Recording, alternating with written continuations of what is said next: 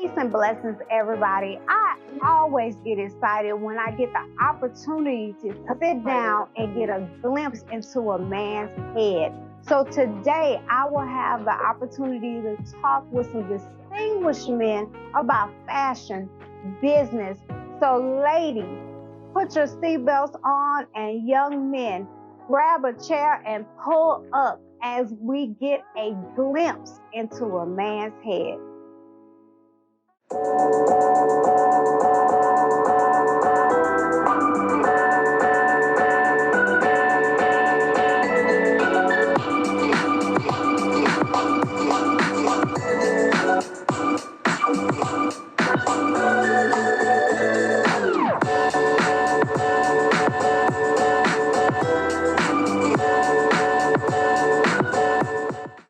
So guys, we are back, and again, I am super excited to sit down and get a glimpse into a man's head because we normally don't have that opportunity as females.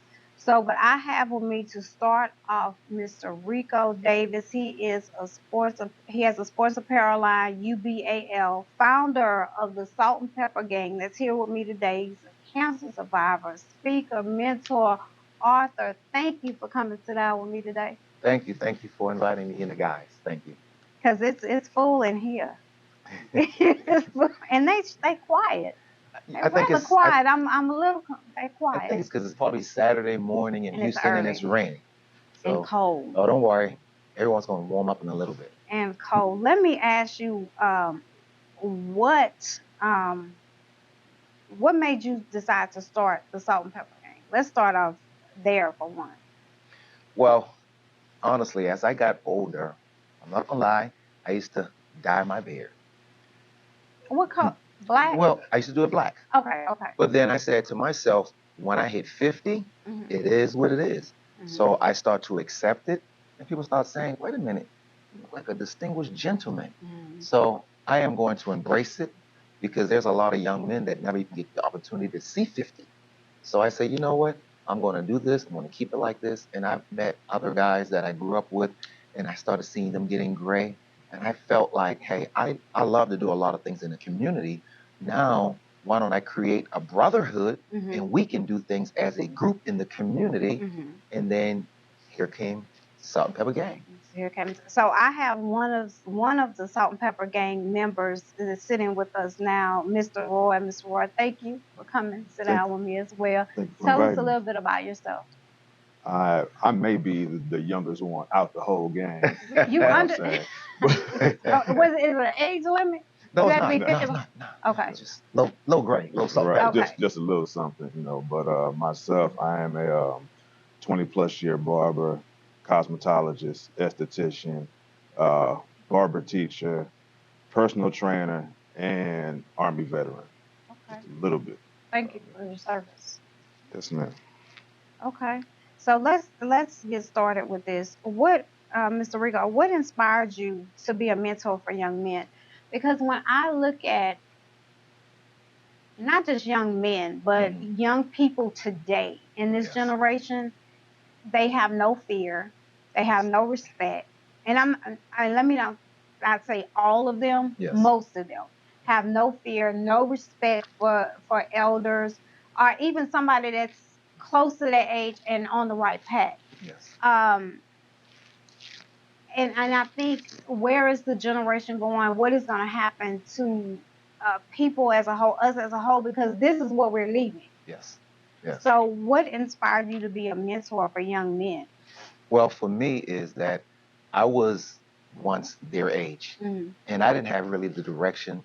So what I did is I said, when I get a certain age, I want to try to lead by example.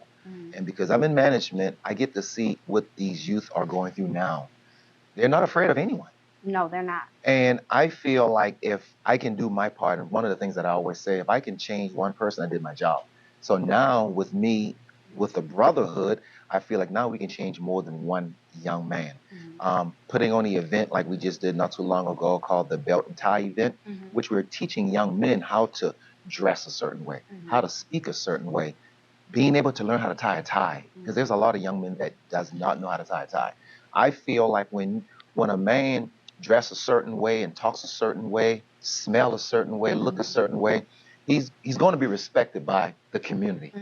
And I felt like that was really important. So that's why I want to come back, give to the community as far as young men and try to teach them the right things.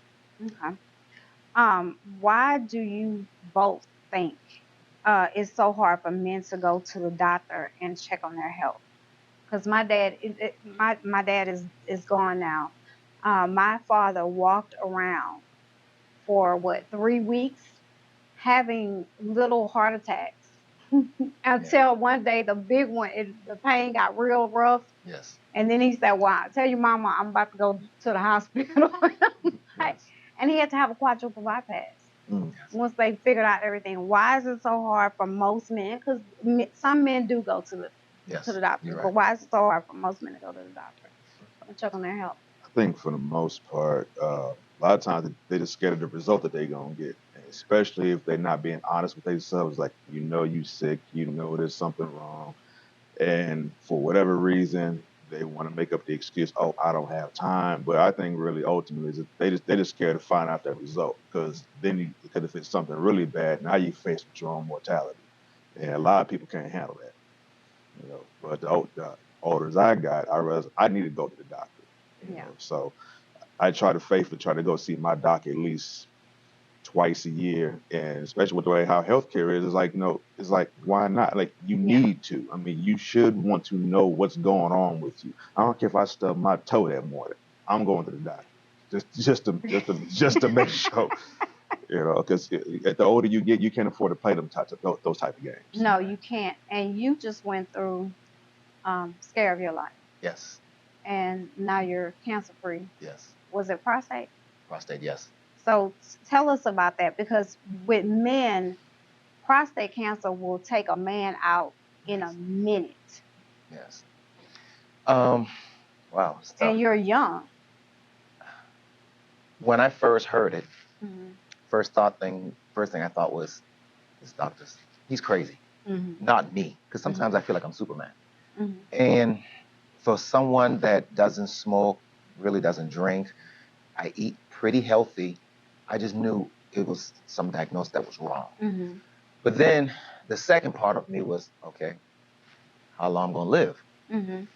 And then the third part was, I'm going to be all right.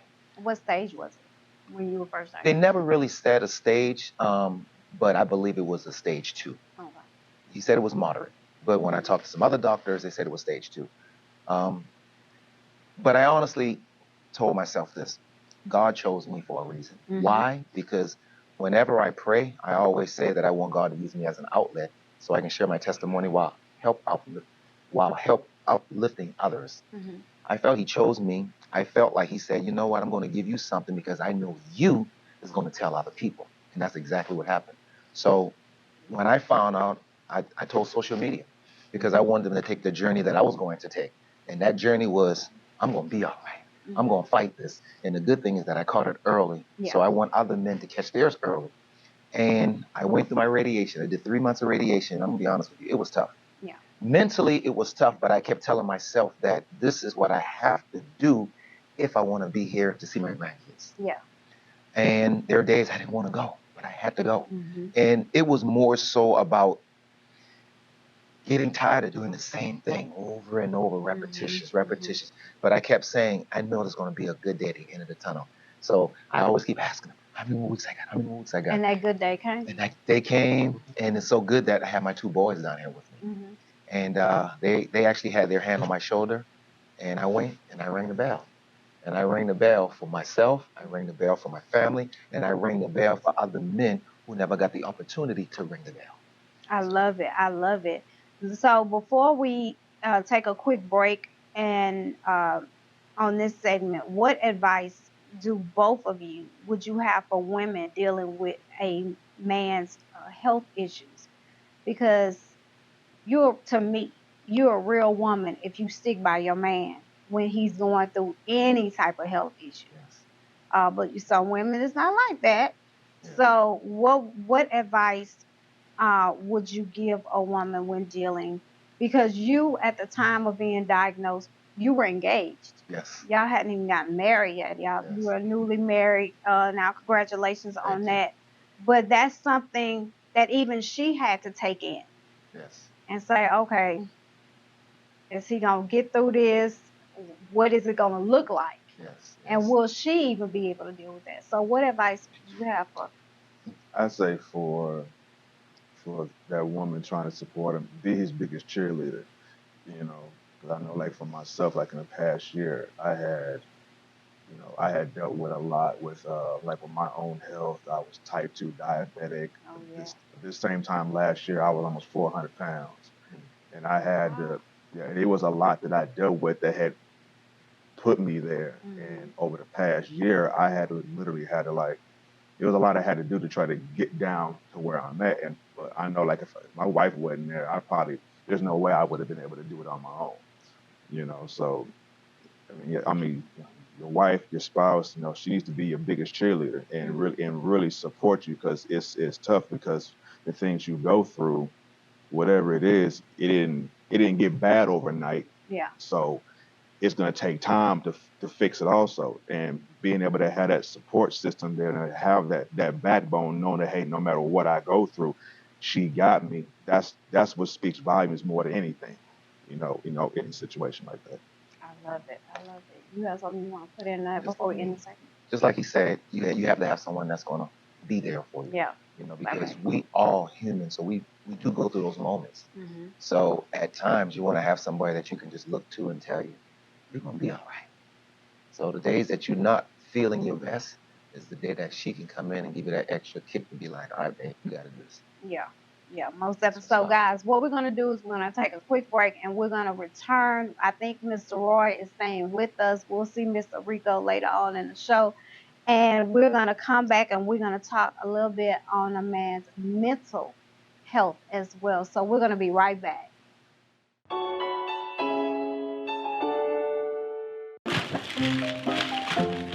$100 on chicken nuggets? $100 on chicken nuggets. Really? How'd you get in my house? I'm with Wisdom Tax. Wisdom tax, so you can help me with all of this. Most definitely. Looks like you need help in bookkeeping. So, what about maximizing my refund? We can only maximize your refund if you get organized. Here at Wisdom Tax and Financial, we teach you how to be free. Free. Free. Free. Free. Awesome. So I can be free of these receipts. Most definitely. Please give us a call. Thank you. Can you free yourself out of my house, please? Only if you promise to give us a call. I'll give you a call. So I can be free. Wisdom Tax. Learn to be free.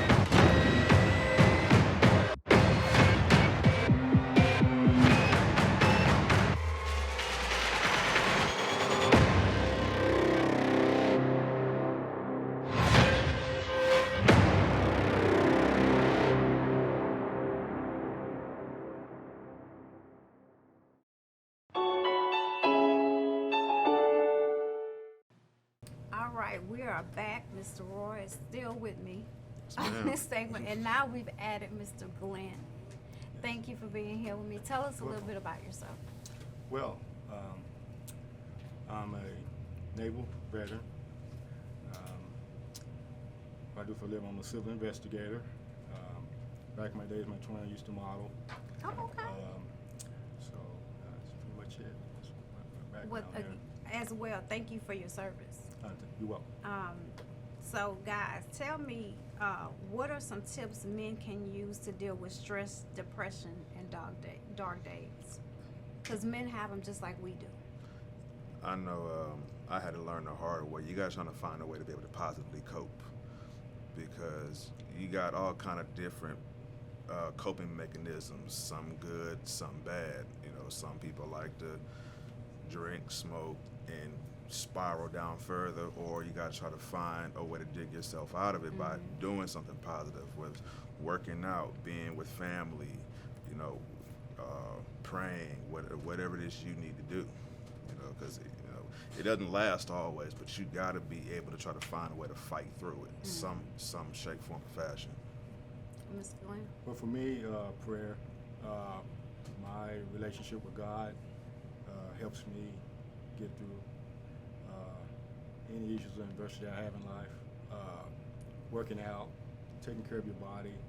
I think if you take care of your body, it goes hand in hand with your mental stability. You know, you eat well, you feel well, so it all goes hand in hand. So, you know, foremost, relationship with God, spiritual inner being. Take care of that first, and then the rest will take care of itself. Okay. So why is crying a sign of weakness for men? Because that's what we've always heard over the years. That's what little boys were told when they were little. You can't cry, that you look weak if you cry, you a wussy if you cry, all of the above. Why is crying a sign of weakness for men? Well, I think because women are, you know, viewed by society as the weaker vessels, so women, you know, cry more. So if they see a man crying, they'll say, well, you're emulating a woman, you're more like a woman crying, but that's just not the case. I've never heard that one before. That's good. Yeah, I Yeah, think, I've heard it. I think that, you know, women are, this is how God made us, women are more sensitive than men, and if they see a man crying, carrying on, then they'll relate that to a woman. But,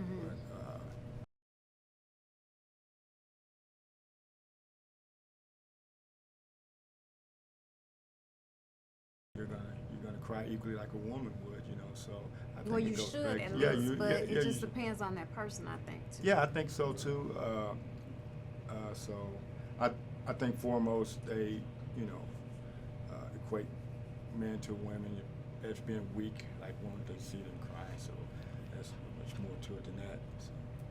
I know for myself, it takes a lot to get me to that point because I'm pretty even killed for the most part. Like when I lost my little brother, going on 4 years now. He was about 7 years younger than me, and when he passed, he wasn't only like 30 years old at the time, and that hit me hard. I mean, I couldn't tell you how many times, like, you know, I may not have let people see me cry, but yeah, like, you know, in the car, you know, just at random times, whatever, yeah, where like, yeah, I mean, yeah, a tear may run down. There are times where like I literally had to pull over to the side of the road and literally just let it out, scream. I'm banging on the steering wheel and everything. I had to let it go because it gets pent up to the point to where you ain't gonna have no choice, but you may have to 'Cause cry. it's gonna You come got out to. some other way, in Yeah. some other form.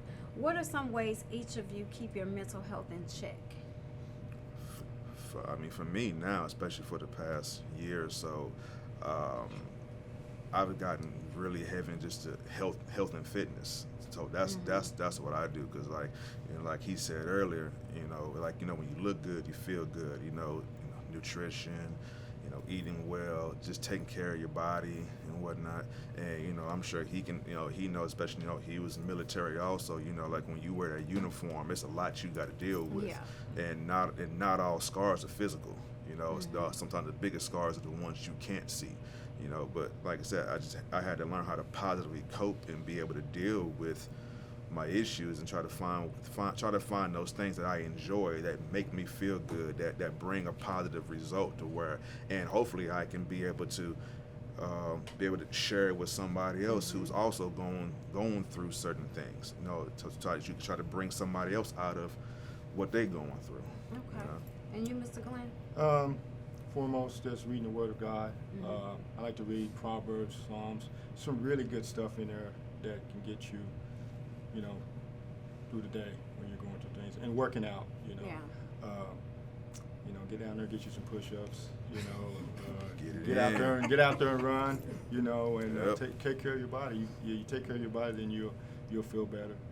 But I go from inside out. You know, I work on my spiritual being, and then that physical goes second. So yeah. Well, I want to say thank you both for sitting down and talking with me, members of the Salt and Pepper Gang. So guys, when we return, we will come into the fashion segment, and we're going to talk to these men about fashion and how important it is to get dressed. So we'll be right back.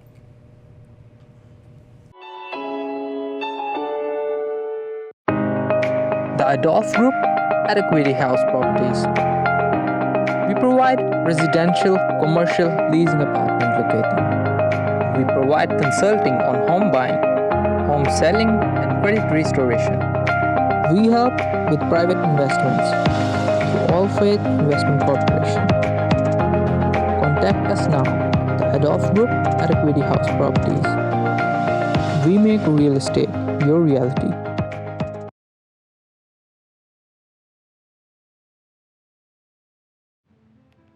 Welcome to River and Word. Our founder is Pam Jones, and she has so much to offer to independents.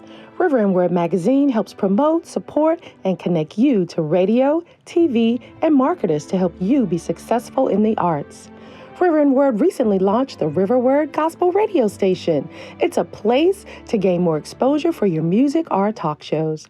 River Health offers all natural products that may help you lose weight, gain energy, reverse the signs of aging, improve eyesight, grow your hair, and almost 40 plus benefits. For more information, visit riverhealthnewulife.com. Pam Jones also has 4 River Consulting for independents, where she will guide, advise, and connect you to the resources to develop your brand. Pam Jones founded the River Awards to recognize and award the independent artists in music, dance, writing, and painting. She felt a call from God to give honor to his people. For more information, visit us at riverandword.com.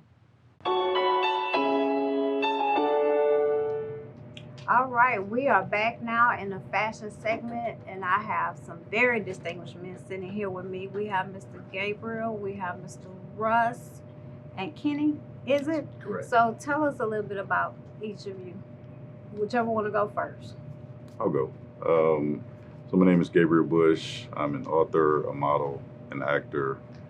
I'm also an Army veteran, small business owner, photographer, videographer, and Army veteran. So Thank you for your service as well. you're welcome. I'm Damon Russell. I'm a liquor supplier for the state of Texas for 22 years. I deal with businesses, bars and restaurants and hotels. My name is Kenny Jones. I am a beverage connoisseur. I don't even know what that is. I don't know. That's what Man, you're thinking the same thing.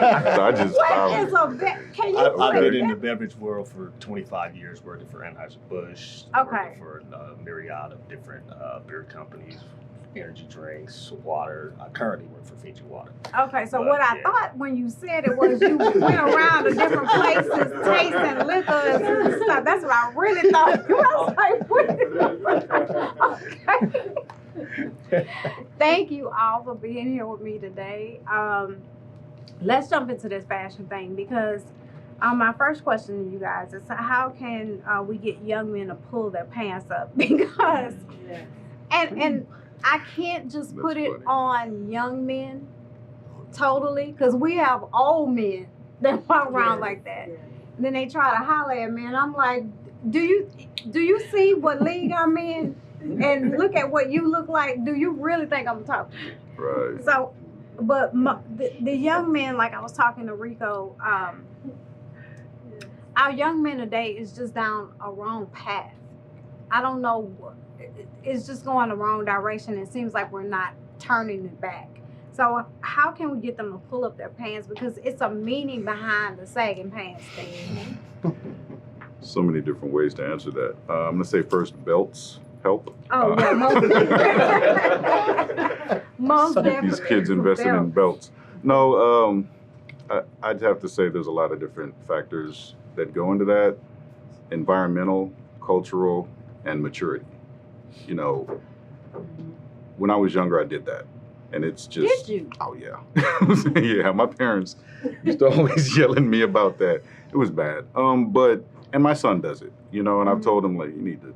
But as I got older, I realized, you know, it was just me trying to fit in because other people did it. And then I had to understand the environmental factors from where they came from as opposed to where I came from. Some of those people, like you said, people your age are doing that. Their fathers are doing that. Yeah. My father did not do that. That was just me trying to fit in. So you have some of these kids just trying to fit in, and then you have rap culture. They see that, and that's what they're doing in that. But when you realize that you get older and that's not where you came from, and you're not trying to fit in anymore, and you're being an individual and you're being yourself, then usually that wears off. Now, if you have people who grew up in certain impoverished areas, and that's what they see their parents doing, and that's what they see their grandparents doing, you're not really going to be able to get out of it, because they'll have belts on and still have their pants sagging. So I don't really know if there's one blanket or generalized answer for that. And I got everything you're saying, but I watched a girlfriend of mine who mother was hardworking, went to work every day, but she was an alcoholic, a functional alcoholic. Right. I mean, would literally do things in front of us that was very embarrassing to her daughter. But her daughter didn't follow that path. And I think with anyone, no matter what environment we're in and no matter what we see, if we know our worth and we have that enough of that drive in us, we should be able to look past that and do better. Should be able to. It's not always the case, though. You know, but I mean, I don't know. And then, you know, maturity goes into it as well. A lot of that. When you're around the right people and you see the right influences, then you're not going to be susceptible to those bad influences. Yeah. So, you know, it's a lot of things that go into that. Do any one of you have something to say? I'll piggyback off of Gabe. Basically, it's we got to lead. As an older man, got to lead by example. Yeah. That's it. Go over there. Yeah, I can agree to both of those things. The other part that I would add to that is the fact that your surroundings are who the younger group tries to impress. Right? So if you change the people that you're in your circle that you know aren't doing certain things, that go down the wrong path, that look a certain way, that do things different than you, why would you want to be a part of that? And when the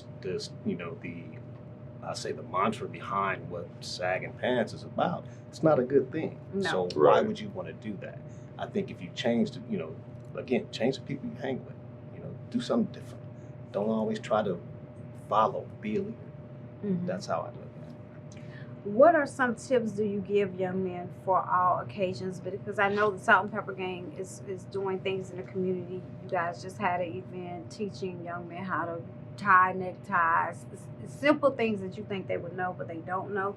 What are some tips do you give young men for all occasions? Because sometimes you need to be somewhere where you dress casual. But some young men still don't know how to just dress casual. Right. I'd say, first and foremost, represent yourself, be yourself. No matter what you do as far as fashion or what you put on, that's still a representation of who you are as a person. So I guess, always represent yourself, your individual style, your individual swag, and make sure that, you're being that individual that you are inside. Mentally, so that people can see your personality in what you wear and how you portray yourself. You just never know who you're gonna meet. Right. Never know. Yeah. That is very true. I'm kind of on the line of what Gabe was saying. You have to be true to yourself. Be true to your style. Don't follow. If something, and I will say this, and I'm saying this, if something fits you, then it fits you, not somebody else. Right. Just because you see what somebody else is doing, that style might not work for you. Yeah. Fashion is ever changing. And I think you have to adapt to what's best for your physique. And I think a Right. lot of young people today don't know who they really are, so they follow. Right. A lot of them Right. follow. They don't know how to lead and take charge and make decisions on their own and stuff like that. They follow what they're There's friends nothing with. wrong. There's nothing wrong with doing you. Mhm. You know, Right. everybody, you hear the term "do you." Yeah, exactly. People are afraid to do that. Do Right. you? Yeah. Don't be afraid to express who you are. And they're afraid to be judged. Right. Exactly. That's Yeah. another thing. They'd rather do what feels safe than Yeah. do what feels edgy. Yeah. You know? True. Yeah. And I've always done me, and I've gotten in trouble and be looked at. Yeah. Like, she just do that. Been there too. I did. Yeah. So, but I don't care. 'Cause Right. I'm just gonna do me. What are 3 most important things young men and men? Because, like I said before, we can't put the bad dressing and all that just on young men, because you have grown men Right. that don't have a clue. So, what are 3 important things young men and men need to know about fashion? Iron your clothes. It is. Make sure your shoes not falling apart. You got them on. Right. You shoes. Well, kind of what he was saying. Fashion is always evolving. Mhm. So don't be afraid to try something new. You know, don't be afraid to step out there when you don't see someone else doing something. That's the perfect time to do it. Yeah. You know, and irons are important. I strongly agree with that. Irons are very important. And I don't know. Again, just be yourself. And a belt, like A you belt. said earlier. Belts are, man, they help tremendously. What do you have, Mr. Russell?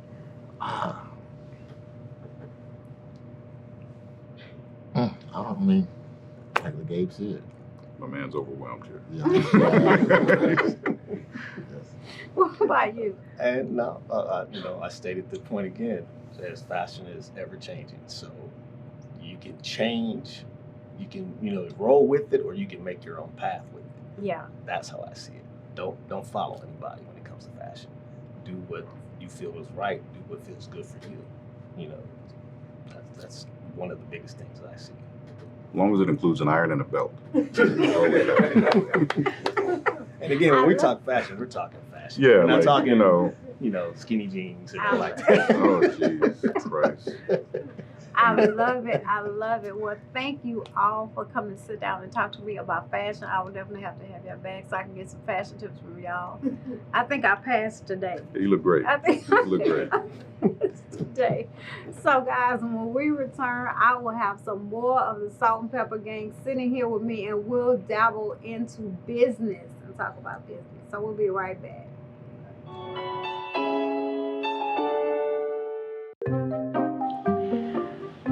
Wisdom Tax. Maybe I should give him a call.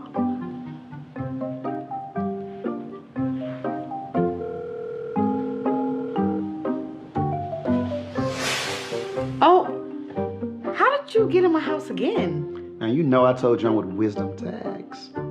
Well, I'm glad you showed up because I think I'm ready to get started. Great. Look, I just need you to do one simple step. Visit our website online, www.wisdomtax.org. All right, fill out the application, and we'll get back to you, maybe even in the next 10 minutes. Awesome. I'm about to be free. Look, this is amazing. So what? Hello? Call us at Wisdom Tax, where you learn to be free. We are back, and I have some more of these distinguished men with me from the Salt and Pepper Gang. So I have Mr. Patrick, Mr. Shell Trick, and Mr. Larry sitting with me now. We're going to talk a little bit about business. So can each of you tell me a little bit about yourself? Whoever wants to go first. I'll go first. Patrick Jones. I'm a U.S. Army veteran, served 7.5 years, stationed overseas, Italy, Fort Hood, and finished up in Washington, D.C. Graduated University of Maryland, and then moved back here to Houston, Texas in 2001, and I've been doing IT ever since. So I'm a network engineer for oil and gas company. Okay. My name's Shelter Peterson. I'm also a 30-year Navy veteran. And I moved back home in 2021. And now, what I do now, being retired, I'm the founder of the Intermonth Leadership Institute. I like to go out and arm young men and women with leadership tools required to month successful pathway in the work-life balance. Born and raised here in Houston. And finally made it back home after 31 years. Okay. And I'm Larry Thompson. I'm a safety coordinator for oil and gas on the valve side. Ex-professional athlete. I played 7 years in the pros. Graduate from Texas A&M University. Have two beautiful girls. One is in college now, playing basketball as well. So that's pretty much it. I'm pretty simple. Thank you for your service as well. We got a lot of vets in the house with me today, so thank you for your service. What are some tips that you give young men that want to have their own business? Because when I have spoken to young people, I talk a lot about owning your own stuff. Don't be scared to do it. Just step out on faith and do it. So Have a goal. Would you tell young men? Have a goal. Have a plan. Yeah. Don't do like me, because I ain't had no plan. I just did it. And it was me and Jesus, and we've made it 12 years. But definitely, I do tell them to have a plan. Have a plan. Write it down. Make it plain. You give yourself a deadline, and you don't have to get it all at one time. But you start somewhere, and you set yourself a goal, whether it's 3, 6, 9 months to a year. Once you achieve that goal within that 12-month time or whatever, 9 months, you set yourself another goal once you achieve it, until you get to the point of it kind of start coasting and cruising on its own. Then you create that profit. I would say definitely have a vision, goal, a vision, a plan, and then make sure you execute it. And also don't be afraid to network and ask for help, and seek additional resources or information and ways in which they can better run their business. So execution is definitely important. One of the most important aspects about it is also execution. And also agree, timing is everything. I think right now, living in a microwave society, we want it now. Yeah. If I say I'm gonna start my business today, I'm gonna go get my LLC tomorrow, I'm gonna get my insurance, and I'm working. And you think you're gonna make a whole lot of money by the end of that month, and it's not gonna happen. Absolutely. And one thing I've learned is that you have to know your why. You have to know your why. I have a 30-year-old right now. He calls me every day, Dad, I want to start my business. Dad, this is what I'm doing. Today is welding. Tomorrow is truck driving. Two of the most important things I learned was starting a business. You have to, a couple of important things. You have to know your why. You have to decide who your audience is going to be. Okay, so hold that. Hold it. You looked at your questions. Hold that right there. We're gonna come back to we're gonna come back to that. Just hold what you got, because you own it. You own it. For business owners that are scared to step out on faith, what advice would you have? Because I think, like you were saying before, with business owners, when they start their business, they have this big dream and they see it. But you might see it, but other people, you have to sell other people into seeing that same thing. So it's not an overnight success, not always with some businesses. So what would you tell somebody that's scared to step out on their faith, and what advice would you have? I know it's one famous author, a book author that I deal with. I don't want to say his name. He has that saying, say, jump and build your wings on it. I recently, started my business up. I've been doing it for a while. I recently started up, but that was one of the biggest things that I had. It was stepping out on faith, just going out there and doing it. And with the right support around you, which in this case, my wife being an operations manager at FedEx, she was like, hey, I need you to come in and speak. So once I started going in and speaking, they gave me the confidence. But one thing I realized, I was in that category, should I say, I'm still in that category, stepping out on faith. Just jump and build your wings on the way down. One thing they say, you got to do. Yeah. And then I jumped. Ooh. I heard you say that. Ooh, Lord. I think I got one feather out. Yeah. What would you and Patrick and Larry, you have anything on that? Yeah. Those who know me, I used to own a food truck, and when I came back from Afghanistan in 2004, people who know me, they know I love to cook and everything. So And from 2004 all the way up to 2017, it was just a dream. And then I said, hey, I'm gonna go ahead and do this, open up this food truck. I make some killer queso. I know some of y'all don't have to vouch for me on that right there. But so I did it, stepped out and did it. Had food truck, got all the license certificates from the city of Houston, everything, went through the whole process, started booking events at some of these beer gardens around here, and it was fairly successful. And it was just me actually doing it, just doing it, showing up, being professional. And I had a good product too, so I knew my product, people liked it, and once I did it, it just gave me more confidence to, like, okay, I can really. And you enjoy doing it. I enjoy doing it, and it just validated that, hey, I can do this right here. So. Yeah. Man, I'm pretty simple. I'll go back to the simple thing. You love what you're doing. You can't do anything and just say, well, I want to do it. You have to love what you're doing to be passionate about it. So you actually put the time in. So back to where Mr. Cedric was headed and we weren't ready to go. What are some business do's and don'ts you should always live by? Because like you were saying, in this day and time, in the microwave time we live in, everybody wants to do what they see the next person does, and they're not living in their purpose. They're walking in someone else's purpose. And you need to be able to, I'm a firm believer on that. You need to be able to walk in your purpose and not someone else. You should not be doing something because you trying to get quick money or quick fame and all of that. You need to really walk in your purpose. So what is some do's and don'ts for business, for young and old? Because there's a lot of old folks that's doing stuff. It's not their purpose. Well, one thing like I said, when I was going towards that direction, I always take the word unique. And when I take that word unique, I try to break it down and say your niche. Like, what is your niche? What do you like to do? Like I say, with my son, he this and he that and this and that. But the first thing I have to tell him, I say, look, you're going into a business world. You're going to a world where you're going to be held accountable. You're not just going to make that money. And one thing I learned is that you have to do the homework. And when I say do your homework, you got to know the ins and outs. Yeah. My mentor was on the phone with me the other night. Even though I felt I knew most of the stuff, but at the same time, I'm thinking like, okay, I'm gonna make the money, just put it in the bank, and I'm not gonna make it. Which is so many people say they would do that. But one some of the dudes, I think you have to do your homework. My son, he wanted to get his DOT. Well, if he gets his DOT for Texas, which he just jumped right on it. Interstate, that's fine. But I know my son, he want to cross that state line. He want to chase the money. So you got. I say that's the biggest thing to do. And the don'ts is don't automatically assume that it's going to be taken care of.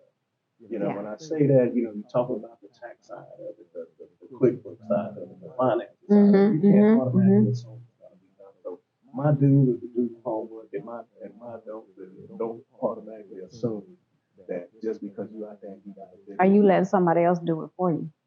Yeah. So that's not always a good move either. And that, me speaking for myself, I was that person, and I tell everybody my nickname is Cheap Beat. So if it costs $250 to get it done at the city, I'm gonna look to pay that $250. But if you tell me $500, it's gonna take me a week before I go ahead on and hit that button. I'm about to put you back in the audience with the rest of the song.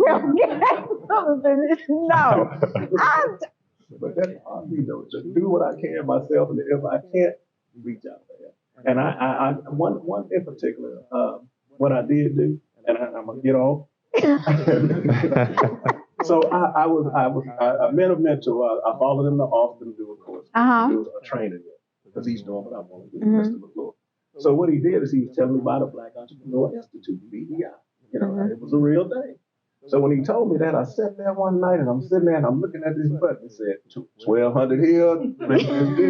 So I'm sitting here thinking, it's $3,200 I'm going to spend. But when I hit that button said 575. But what I realized is it was making me decide, am I really ready to invest in myself? Yeah. And with the Black Entrepreneur Institute, they took us from square one all the way through an 8-week course. And at the end of the day, I ended up changing my business structure, changing my name, because I got the information and the mentorship that I need. Okay. Hey, do y'all have something? Cause Pete, Are we good? y'all, cause he done covered everything. Exactly. So, do y'all have any? I just graduated. I just graduated last week.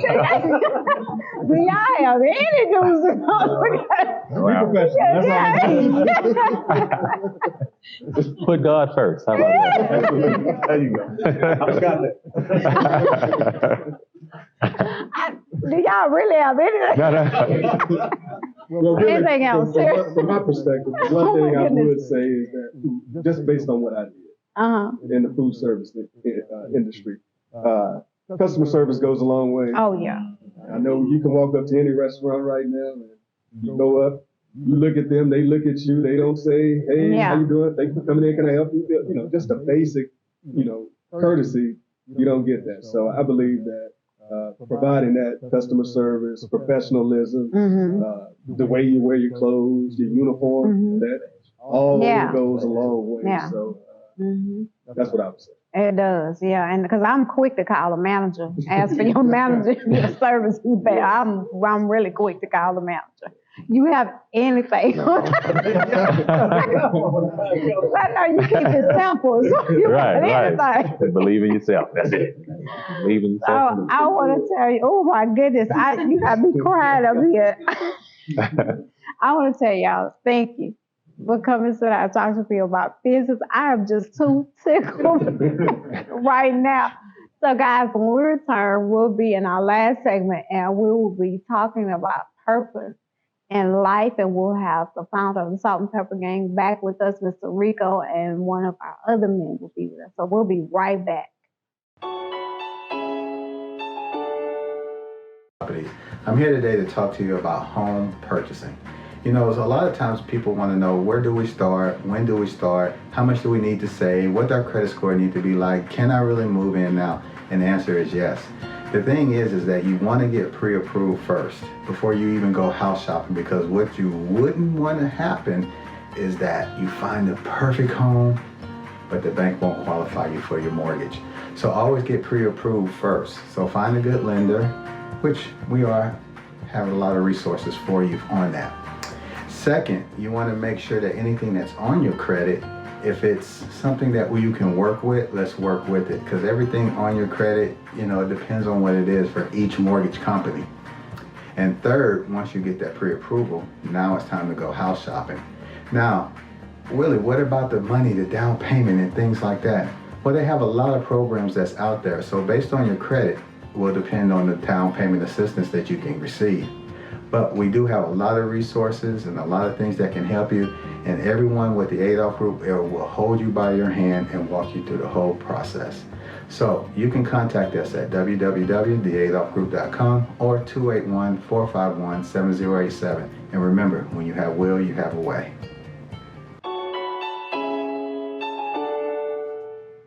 And we are back in our last segment, and we're going to talk about purpose in life. And I have back with me the founder of the Salt and Pepper Gang, Mr. Rico.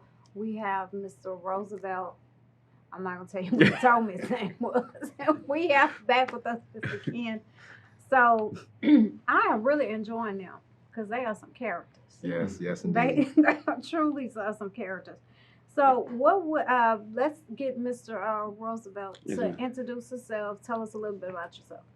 My name is Roosevelt Taylor. I'm a chemical operator. I'm in the chemical field. Been doing it since '94.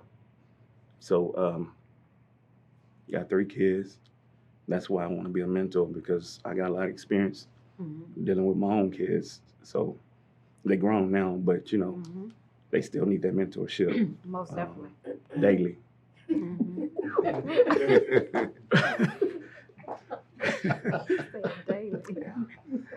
It don't stop. What and Mr. Ken, give us a little bit about yourself again. Worked 25 years in the beverage world. I'm actually a transplant. You're a connoisseur of beverage. Yes. Yes. I'm a transplant. Grew up in Inglewood, California. Been in Houston for 16 years now. Okay. Married, 5 kids. Okay. what would you guys say to someone going down the wrong path? Because like I said before, I'm a big believer you need to know what your true purpose is in life. Mhm. Don't walk in someone else's purpose. So, what would you say to someone that's going down the wrong path? Because it seems like it's real easy these days. For myself personally, I've been that kid that was going down the wrong path. Mhm. I mean, that'd be a segment by itself for me to tell you all the things that I've been through in my life. Mhm. I created a program called 360-Degree Motivational Speaking Summit. And the reason I did that is because I actually made a complete turnaround in my life. So the reason I did that is because I feel like if I got a second chance in life, because the Lord knows I shouldn't even be in this chair right now. Because I had a second chance in life, I want to give the opportunity to others. So my purpose in life is for God to use me as an outlet to help others. That's my purpose. Okay. What do you? Mine is similar. That's why I say I probably could have spoke on mental health. In 2009, I had a brain aneurysm. And when they diagnosed me, they thought it was glaucoma and some other things. But once they told me, me and my brother was at the hospital. And that's when I got the surgery and I came out asking God, why am I still, how come I didn't go on the other side? So from that point forward, that's, like I said, that was my second birthday. I decided that I'm gonna live the right way, try to influence people that's around me, and then make sure everybody's, try to bring happiness. Because sometimes with mental health and all that, you need some laughter to kind of cope with whatever you're going through. So that's one of my coping mechanisms is laughter. Yeah, my sister had a brain aneurysm. Well, actually, two of them. One is deceased, and the other one lived. So you're a blessing to that's me. what when they told me. Those are that's quick too. Yes, no warning, nothing. Yeah. But the killing part with my story is, it started in October, like you said, about going to the doctor. I thought it was migraine because I was in my late 30s. So I thought it was migraines. I'm taking stuff for migraines, not going to the doctor. Until it got to a point where it was every day in December. So I went from October to December with a chance that I could be on the other side. Exactly. And I didn't understand why I made it. So from that point forward. Because you had a purpose. That's what I'm getting at, is that from that point forward, I figured that I had to be here to try to influence people in some other kind of way. What about you? How would I change somebody going down the wrong path? Well, I would, I try to give people my life experience, and I grew up in LA at the height of the gang and the drugs. And I look at how easy it would have been for me to go that route, but I had strong enough will not to go that route, but I still knew what the triggers were for that. And when I speak to these young men, I kind of give them just straight up, raw, hardcore of what it would be if you try to go down the wrong path. And a lot of the paths that they're choosing deals with drugs, alcohol, gangs. It's still there. It's not as prevalent as it was, but it's still there. So I just give them, just try to impart my experiences upon them to say, hey, here's what I dealt with. You don't have to deal with this. You can choose a different way of life. So what are some lifelong tips that you guys give the young men to take with them in the world? And also to that, do you work with their parents as well? I do. I've also been a sports agent for over 20 years. So I deal with a lot of parents trying to talk to their kids. What I like to try to do is try to get parents from stop being too much of a friend to their child and start being a parent. Yeah. Because kids will respect parents more than their best friend. So that's one of the things that I always try to get them to focus on. Okay. Yeah, I'm the same way with what he's saying. When I talk with kids, I always try to get the understanding of where the parent is trying to, what are they doing with the kid? Because sometimes I don't want to be a conflict to where the parent might have a certain way that they want to raise their child. So you have to be respectful of the parent, first off. But at the same time, you have to give your own insight on what the do's and the don'ts, the right way to go, what can happen if you go this way. Give examples. Yeah. Because I got examples, like I said, most of us probably got examples because of the age experience. So I try to give lifelong examples. And for me, I coach a lot of little league football teams and AAU basketball teams, so I'm around these young men all the time, right? And I just kind of, to your point about the parents, yes, we interact with the parents because we have to see how their avenue of teaching their kid. And granted, it may not be the way I come across. It's definitely not going to be the way your parent comes across. One of the scenarios that I see nowadays is you got a lot of kids that have a lot of young parents. Yeah. And that dynamic in itself is hard to deal with because it's hard to turn up, you at the club and your mom at the club with you. They're too young, right? So you have to try to give these kids some type of direction, and it may not be what that parent want to hear, but at the same time, you just got to tell it, And like I said, I deal with a lot of kids in they're neighborhood kids, and you got to express them. You got to give them some other avenue to help change their lives. How do we go about changing a young man's mindset? Because it's just, when I look at the news and our young men are they shoot people, they robbing, it's like crazy. Yeah. Go ahead. I can. I look at that. If you have a young man and you want them to change their perspective on life, right? You got to give them options, right? And I'm saying that from experience because I was that kid too. I was given options as a kid. And granted, I didn't grow up with parents in a household. My grandmother raised me. I was a product of those young parents, but it didn't define who I was, right?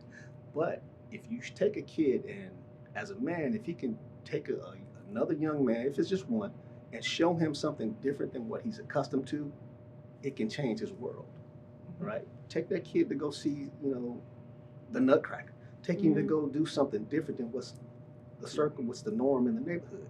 Get him out of the neighborhood. Take him to go see the countryside.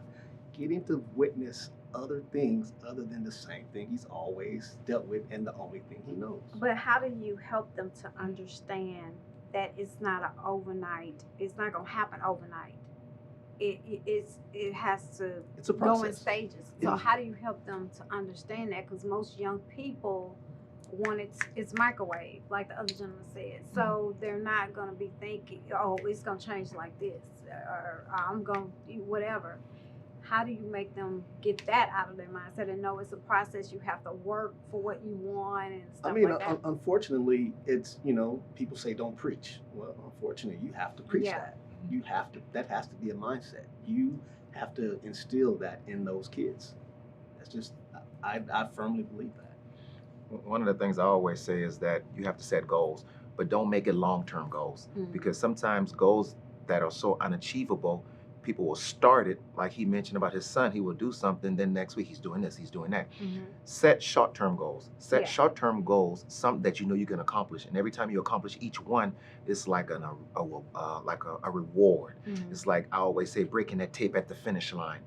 Once you achieve that, go to the next one. Go to the next one, because in a year's span, you've accomplished so much.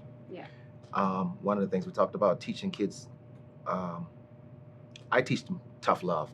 Like my wife might think that I'm harder on my boys. I have to, because I always say I'll rather be hard on them than the next man behind the judge seat that's being hard on them.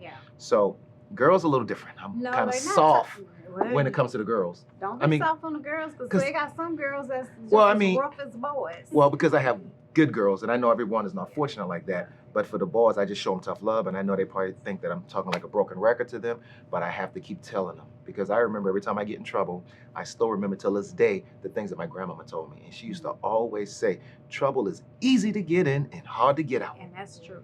And I always stayed in trouble, so while I was in trouble, I kept repeating what she was saying. He said that's so nonchalant. Man, tell you, man. Repeating, but stayed in trouble. Man, I'm telling you, that 360 degree was 360 degree. Well, I got a tip from my dad. My dad wasn't a big speaker, He was that hard, tough love kind of dad. So he didn't talk much, but when he talked, you listen. And with my own experience with my own kids, I have 3. And girl, like I got an older daughter, son, baby girl. And my older daughter, she got that boy kind of mentality when it comes to life. You know what I'm saying? Decision making and all of that. So I always try to talk to him. That's why I say every day. It's not something that you just talk to him today and then walk away. You got to keep preaching to him, like he said. But my dad told me, I told him, I said, man, I keep telling him. And every time I talk to him, they get in the same thing. I just told them what might happen. And he said, well, just keep talking. They listening. Just keep talking. And one day it's going to sink in. And I'm still talking though. Yeah, because my mother was, it's something about mothers and boys. And my brother stayed into trouble, prison and all. But my dad was, leave him there. And I have that mentality like my father. I don't have any kids, but if I did, I would always say, if I know for a fact you did it, I'm not taking my nail shop money. I'm not taking my lash money. I'm not taking my shopping money. We're not putting the house up for mortgage. You are going to stay in jail. Yeah. Now, if you didn't do it, then I'll go ahead on and get you out. But I had that mentality like my dad. Just stay there because my brother never learned to me. Yeah, because he kept And bailing he him was out. in his 60s and still doing the same thing until, the Lord called him home. But he was doing the same thing, so he never, learned. So I'm like my dad, you gonna stay right there. You gonna stay right there. You have something on that question, on that last question? About the mindset? Again, to change the environment. Change the environment? Yeah, get them to see something else.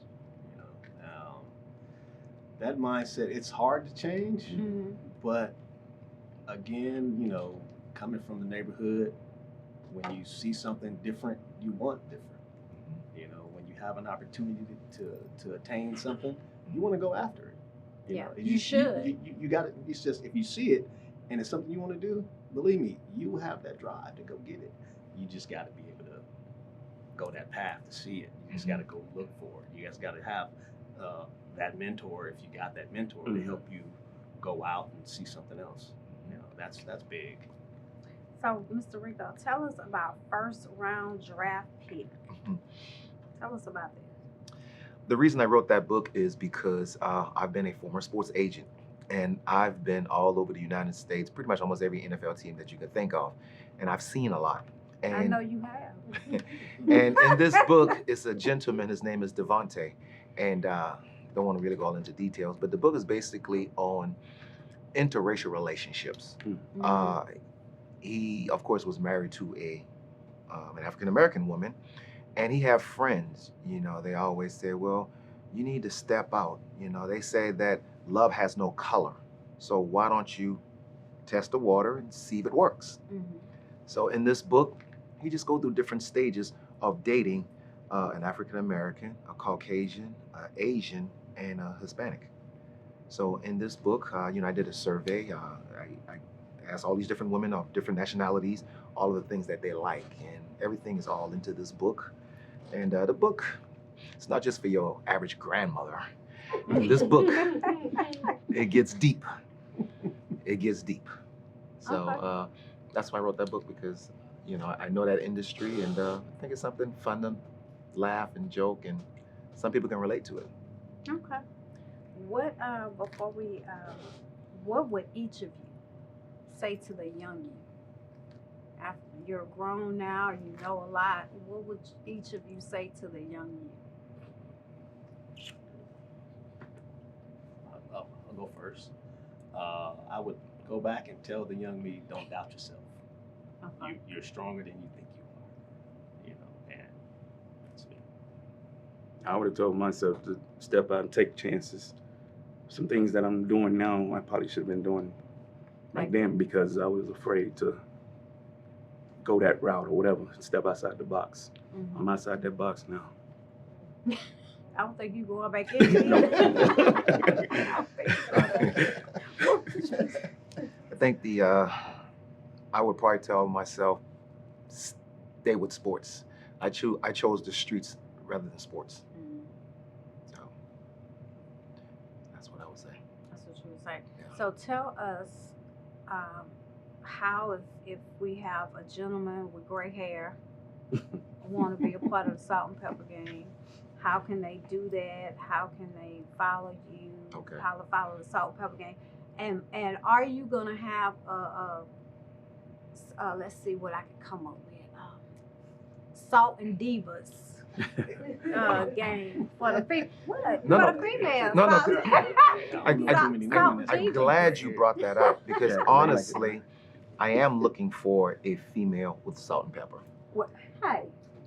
So I'm just telling you now. And I used to dye my hair like you for many years where people didn't know what my hair color was. I would change it up. It might be red one day, the next day it might be black. So I used to do it all the time, but then I got tired of it and I just said, okay, I guess I'll let my gray hair show because I've been gray since I was in my 30s, but no one knew I've been gray that long. So, and I just said, okay, a couple of years, I think 2018, I said, okay, let's cut it down to the gray and let's see how this gonna work out.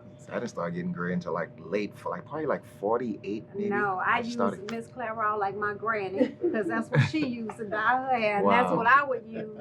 And I just got tired of it, and now I've been gray for a long time. So we got to talk about that. And most people think I've dyed my hair, but no. Okay. I've been great. I started in my 30s. Yeah, I was great in my 30s. So what's the problem? Well, thank you, but no, I'm 50. Okay. I'm 50. I don't have 50 is the new 30. I don't know about that. we haven't figured that out yet on that. But I am 50, so I don't have a problem telling my age. Okay. Yeah, I went gray in my 30s. I went bald in my late 20s. Wow. Yeah. I haven't did So the second part, but I'm. Yeah, I've been bald since 24. I cut it all off. I don't know if it was me or the kids that got me bald, but you. I love them though. I can say that. So how anybody does it? Is it an age limit for the salt and pepper? No, it's not. It's actually gentlemen that have the salt and pepper beard. Okay. You can also reach us at saltandpeppergang@outlook.com. That's our email. On social media, on Instagram, we have the official Salt and Pepper Gang page, and then on Facebook, we have the Salt and Pepper Gang Facebook page. What I'm trying to do now, because I don't want just 4,000 Salt and Pepper Gang members. Mm-hmm. I'm really trying to cut it off. So far, from the pictures that we just recently post, we was just minusing one person, which was Pete. He was the only one that wasn't there. I think at this point, that's my cutoff, because I want it to be something where people want to get into but can't. Yeah. So unless someone leaves or can't make it or whatever, that's how we'll fill it in. But at this point, I think that's my cutoff. What is that number? 16. Is it just 16? 16. I think you should just make it 20. Well, actually, it's going to be 17 when you come in. Okay. Y'all heard that, right? Yes. Now, if you don't, we're going to just cancel out. We're going to, K-Nice, we're just going to cancel out everything on his segment and put all the other men in if he don't come. And one of the things right now, we have different projects. I mean, one thing I can say honestly, and also thank to Russ too, we have 2 liquor sponsors now. Okay. I have partnership with Mercedes dealership. I have partnership with a clothing store where any one of us can go to the store and get discounts on suits. And not just us, actually, it's a promo code. All you have to do is mention Salt and Pepper Gang and you get discounts on any apparel at the store. Okay. And partnership up with Gateway Classic Cars. So we're doing some big things. And one of the things that we're working on right now is a calendar for 2023. Oh. So the ladies will definitely like that. Yes. Sure. What is the next event that you might be planning for young men? I think right now the Belt and Tie event, I will be making that an annual event. Okay. The first one we had was a success. I like it. It was amazing to watch these young kids. And to be honest with you, when we were teaching them how to tie ties, the ladies actually learned quicker than the boys. Yeah, we did have a lot of young ladies that turned out too. Yeah. And granted, we kind of gear it at young men, but we had a big. And I think in this time, our young people, men and women, young men and young ladies, they both need that training and that mentorship, because it's a lot of young ladies that go places and they're dressed not correctly. Yes. I say they don't know how to speak. Yes. And put on a professional look when need be. Mm-hmm. Not only if they're applying for jobs or, it's a time and a place for everything. Yes. So that's a good thing. So you guys have all the information on where to reach the Salt and Pepper Gang. Do not DM me because I didn't get any of their information. You need to contact them. Say that one more time so they do not. Salt and Pepper Gang, Outlook, Salt and Pepper Gang at Outlook.com.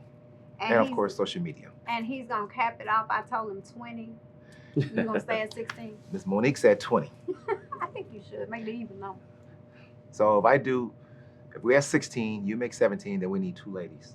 Okay. I got to see if I can find some more people that got gray hair that hasn't been dyed. Okay. The real gray. Yes. The real gray hair. So guys, thank you again so much. Thank you for inviting us. Being here. All of you, the ones that are in the audience, thank you so much for being here with me today. I truly enjoyed it.